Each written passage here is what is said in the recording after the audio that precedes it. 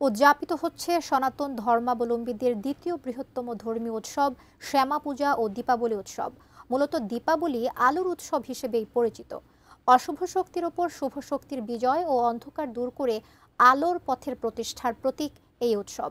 রাজধানীর রমনা কালী মন্দিরে আছেন আমাদের সহকর্মী শেখর আজাদ, যুক্ত হচ্ছে তার সাথে। শেখর আজাদ, কি অবস্থা এখন, কিভাবে উদযাপিত হচ্ছে শ্যামা পূজা এবং দীপাবলি উৎসব, দেখাবেন আমাদের দর্শকদের উদ্দেশ্যে। কবিতা পালিত হচ্ছে সনাতন ধর্মাবলম্বীদের দ্বিতীয় বৃহত্তম উৎসব কালী পূজা বা শ্যামা পূজা। সেটা আমরা এখন রমনা কালী মন্দির থেকে আপনাদের সাথে যুক্ত হয়েছি। আপনারা দেখছেন যে সবচেয়ে উল্লেখযোগ্য যে বিষয়টি সেটা হচ্ছে যে এই যে কালী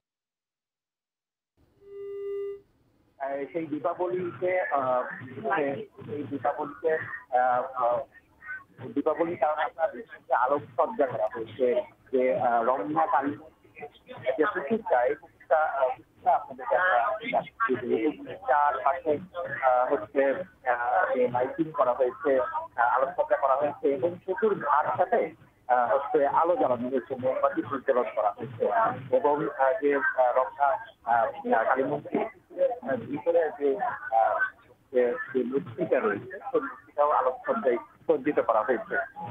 এই এই হচ্ছে এই সবকিছু দর্শনের জন্য প্রচুর পরিমাণ দর্শনার্থী এবং হচ্ছে সনাতন ধর্মাবলম্বী লোকেরা তারা এসেছে এই রমনা কালী মন্দিরে এবং তারা উৎসব মুখর ভাবে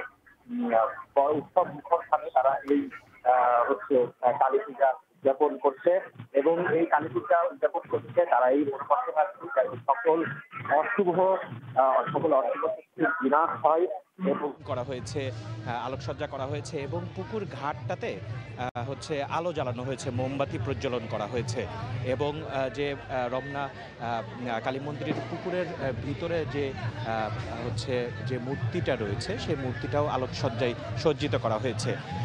এই এই হচ্ছে এই সব কিছু দর্শনের জন্য প্রচুর পরিমাণ দর্শনার্থী এবং হচ্ছে সনাতন ধর্মাবলম্বীরা তারা এসেছে এই রমনা কালী মন্দিরে এবং তারা উৎসব